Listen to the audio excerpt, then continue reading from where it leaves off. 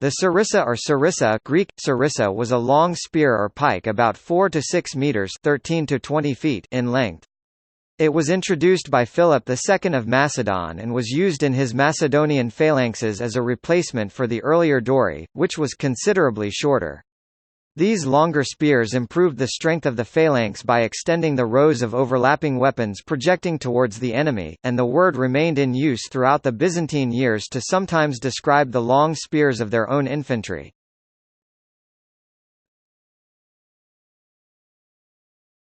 Topic: Composition and utility. The sarissa, made of tough and resilient Cornell wood, was very heavy for a spear, weighing approximately 5.5 kilograms (12 pounds) to 6.5 kilograms (14 pounds). It had a sharp iron head shaped like a leaf and a bronze butt spike which could be anchored in the ground to stop charges by the enemy. The bronze material of the butt spike prevented it from rusting.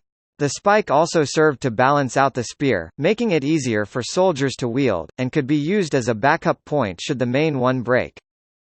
The sheer bulk and size of the spear required the soldiers to wield it with both hands, allowing them to carry only a 60 cm (24 in) shield pelta suspended from the neck to cover the left shoulder.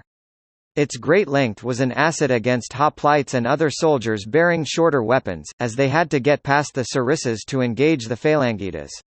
However, outside the tight formation of the phalanx, the sarissa was of limited utility as a weapon and a hindrance on the march. As such, it was usually composed of two lengths and was joined by a central bronze tube only before a battle.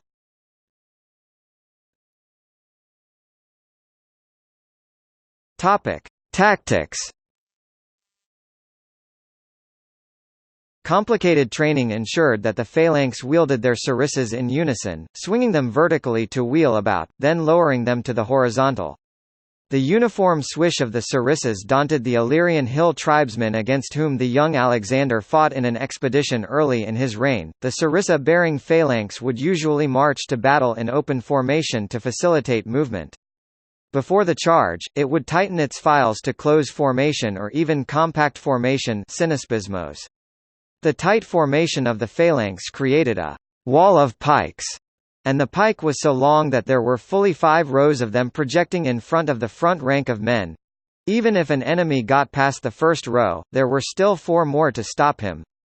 The back rows bore their pikes angled upwards in readiness, which served the additional purpose of deflecting incoming arrows. The Macedonian phalanx was considered invulnerable from the front, except against another such phalanx. The only way it was generally defeated was by breaking its formation or outflanking it.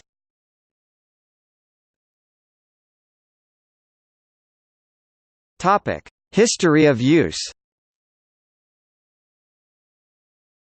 The invention of the sarissa is credited to Philip II, father of Alexander the Great. Philip drilled his soldiers, whose morale was at first low, to use these formidable pikes with 2 hands. The new tactic was unstoppable, and by the end of Philip's reign the previously fragile northern Greek kingdom of Macedon controlled the whole of Greece and Thrace. His son, Alexander, used the new tactic across Asia, conquering Egypt, Persia and the Pauravas northwest India, victorious all the way.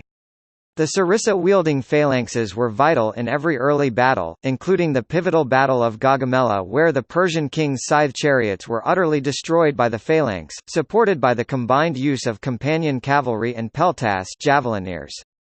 During his later campaigning, Alexander gradually reduced the importance of the phalanx and the sarissa, as he modified his combined use of arms to incorporate Asian weapons and troops, not specifically trained in Hellenistic battle tactics. The sarissa, however, remained the backbone for every subsequent Hellenistic, and especially Diadochi army. The Battle of Raphia between the Seleucids and Ptolemy IV may represent the pinnacle of sarissa tactics, when only an elephant charge seemed able to disrupt the opposing phalanx.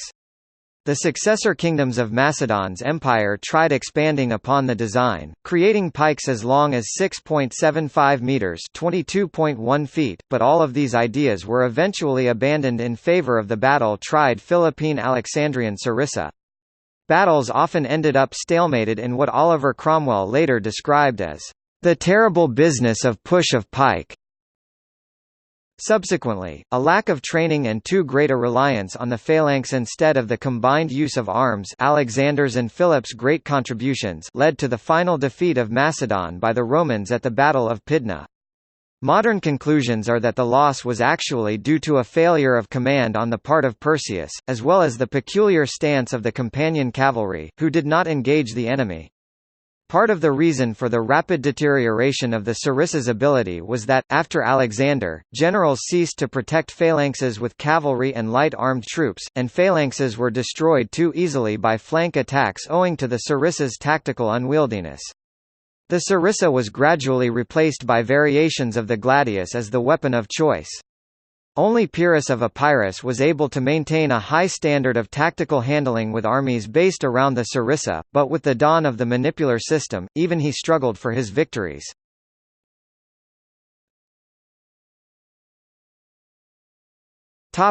See also: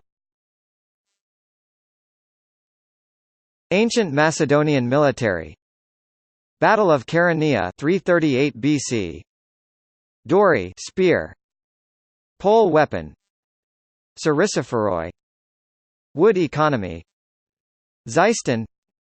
Notes